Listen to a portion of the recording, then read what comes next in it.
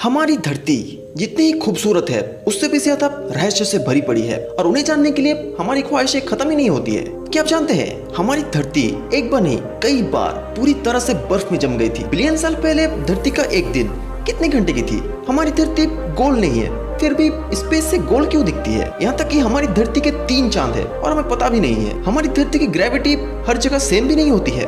ऐसे ही non stop knowledge के लिए वीडियो पर बने रहे और हम इस चैनल से जितने भी रेवेन्यू जनरेट कर पाएंगे सारे के सारे हम लोगों की मदद के लिए इस्तेमाल करेंगे। डिटेल में जानने के लिए डिस्क्रिप्शन वीडियो लिंक पर क्लिक कीजिए।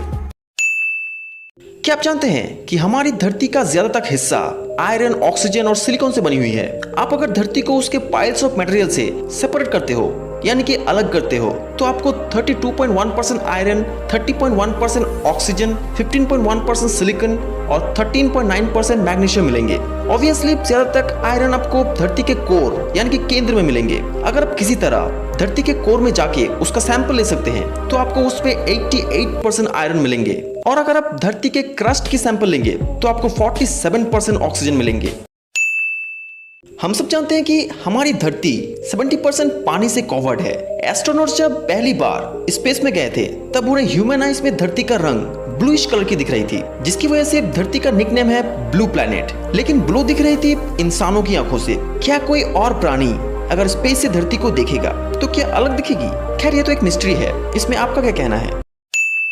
क्या आप जानते हैं हमारी धरती का एटमॉस्फेयर धरती के सरफेस से ऊपर की ओर 50 किलोमीटर तक बहुत ही मोटी होती है, लेकिन धरती के सरफेस से करीब करीब 10,000 किलोमीटर तक फैली हुई भी रहती है। और हमारा एटमॉस्फेयर बनी है 5 मेन लेयर्स में: ट्रोपोस्फियर, स्ट्रेटोस्फियर, मेसोस्फियर, थर्मोस्फियर और एक्सोस्फियर। नियम के अनुसार हवा की प्रेशर और घनत्व ऊंचाई के साथ साथ घटती रहती है। क्या आप जानते हैं कि हमारी धरती एक बहुत बड़ी मैग्नेट है? ये मैग्नेटिक फील्ड धरती के सरफेस से हजारों किलोमीटर तक फैली हुई है, जो कि मैग्नेटोस्फीयर के नाम से भी जानी जाती है। साइंटिस्ट के हिसाब से ये मैग्नेटिक फील्ड बनी है धरती के केंद्र में मौजूद मोल्टेन आयरन यानी कि पिघला हुआ आयरन की वजह से, जहां हीट क्रिएट करता है convection motions of conducting materials to generate electric currents. यानी कि धरती के केंद्र में गर्मी के संचालन से इलेक्ट्रिक करंट पैदा होती है, जो कि मैग्नेटिक फील्ड का कारण है। आप तो जानते हैं कि हमारी धरती का एक चांद है, लेकिन क्या कोई ये पता है कि उस चांद को छोड़ के हमारी धरती के पास 2 और चांद है, लेकिन उन्हें पूरी तरीके से चांद भी नहीं कह सकते। जिसमें से एक है 3753 कुरिथन, जिसे डिस्कवर किया गया था 1986 में। यह एस्टेरॉयड भी सूरज के एक चक्कर लगाने में हमारी धरती जितनी समय लेता है, इसीलिए हमें लगता है ये हमारी धरती को ही फॉलो कर रहा है। और दूसरे का नाम है 20028829। ये एस्टेरॉयड हर 95 इयर्स के बाद धरती के बहुत पास आ जाता है, करीब करीब 5.9 मिलियन किलोमीटर और 3.7 मिलियन किलोमीटर तक। इसीलिए ये इतने पास होने की वजह से साइंटिस्ट 8829 से सैंपल धरती में लाने की कोशिश करते हैं।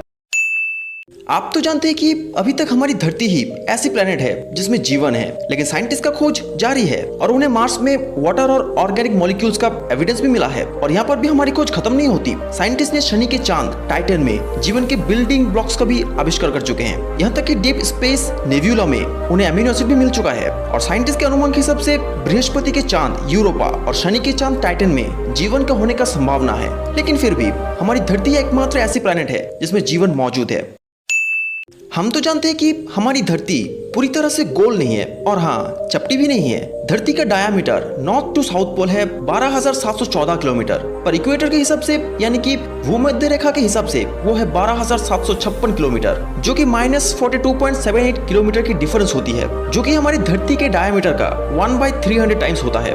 और ये वेरिएशन इतनी छोटी है कि स्पेस से जब हम धरती को देखते हैं तो वो हमें गोल ही दिखाई देती है। और नासा की जेट प्रोपल्शन लेबोरेटरी के हिसाब से ग्लेशियर यानी कि हिमनद के पिघलने से धरती का जो कमर है वो बढ़ती ही जा रही है और वो अपने गोल आकार को खो रही है।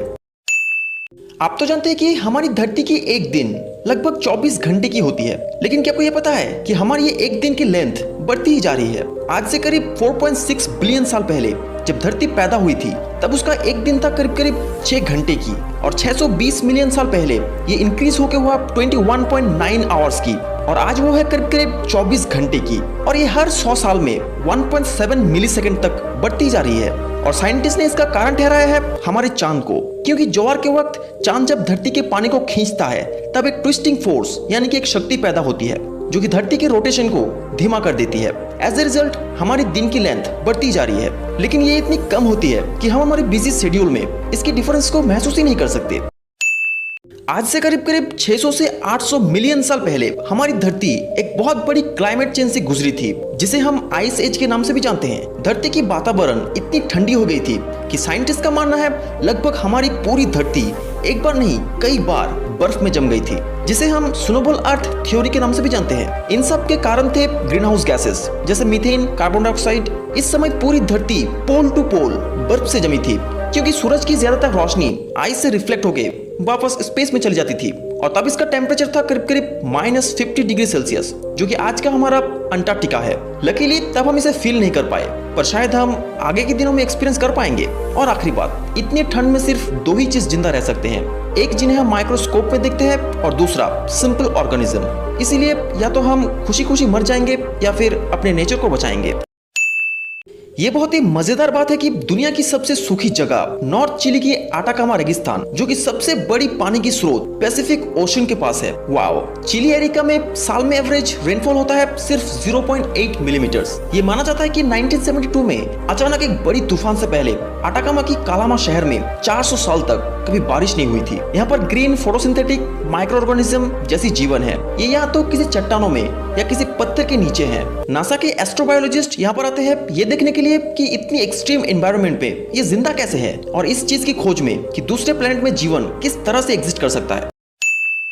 धरती की most recent advance of ice यानी कि पृथ्वी पर बर्फ की सबसे हाली प्रगति शुरू हुई थी करीब करीब 70,000 साल पहले, खत्म हुई थी 11,500 साल पहले, और सबसे दूर तक विस्तार की थी 18,000 साल पहले। इस समय ग्लेशियर और बर्फ की चादर बड़ी बड़ी झील और नदियों को बंद कर रही थी, और नदी का फ्लो बंद होने की वजह से इतनी सारी पानी इकट्ठा हो गया था कि समुद्र की ऊंचाई करीब करीब 120 मीटर तक कम हो गई थी। वाओ! और आखिरी इंटरग्लेशियर पीरियड के हिसाब से समुद्र की ऊंचाई 5 to 7 मीटर्स ऊंची थी आज की तुलना में। क्या आप जानते हैं सभी तारे जैसे हमारी सूरज अपनी उम्र के साथ साथ एक दिन तबाह हो जाएगी। सूरज जब अपनी हाइड्रोजन सप्लाई को बंद कर देगी तब ये ग्रेविटी के तहत कोलैप्स कर जाएगी। अल्टीमेटली ये एक लाल रंग की दैत्य बन जाएगी, जो कि हमारी धरती से 100 टाइम्स बिगर एंड 2000 टाइम्स प्रकाशित है। लेकिन चिंता की कोई बात नहीं, ये अगर होगी तो करीब करीब 5 बिलियन साल बाद होगी, और साइंटिस्ट के हिसाब से इससे बचने का एक ऑप्शन है ये सब कुछ होने से पहले इस प्लेनेट को छोड़ देना। पर इसके लिए हमें बहुत ही एडवांस टेक्नोलॉजी और एक रहने लायक शेल्टर भी चाहिए। इसमें एक और पॉसिबिलिटी है, अगले कुछ बिलियन सालों में कोई पासिंग स्टार हमें लात मार के सूरज से दूर फेंक दे। साइंटिस्ट के हिसाब से लॉटरी जीतने के जितने चांस है उससे भी कम चांस है ऐसा कुछ होने की। दुर्भाग्य से हम सब मरेंगे, जरूर मरेंगे। क्या आप जानते हैं हमारी धरती की ग्रेविटी हर जगह एक सी नहीं होती है। अगर हमारी धरती पूरी तरह से गोल होती तो शायद ग्रेविटी फोर्स हर जगह सेम रहती, लेकिन इन रियलिटी हमारी धरती की सरफेस बम्पी है। उसका वाटर फ्लो, आइस ड्रिफ्ट और टेक्टोनिक प्लेट्स की मूवमेंट, इन सब कारणों की वजह से ग्रेविटी फोर्स हर जगह सेम नहीं रहती है। इस वेरिएशन को कहते हैं ग्रेविटी एनोमलीज। नासा की grace gravity recovery and climate experiment mission लगी पड़ी है धरती की ग्रेविटेशनल फील्ड की अभूतपूर्व डिटेल्स के पीछे। क्या बात को पता थी? अगर नहीं वीडियो को लाइक और शेयर जरूर कीजिए, और हम इस चैनल से जितने भी रेवेन्यू जनरेट कर पाएंगे सारे के सारे हम लोगों की मदद के लिए इस्तेमाल करेंगे। डिटेल में जानने के लिए डिस्क्रिप्शन में लिंक पर क्लिक कीजिए।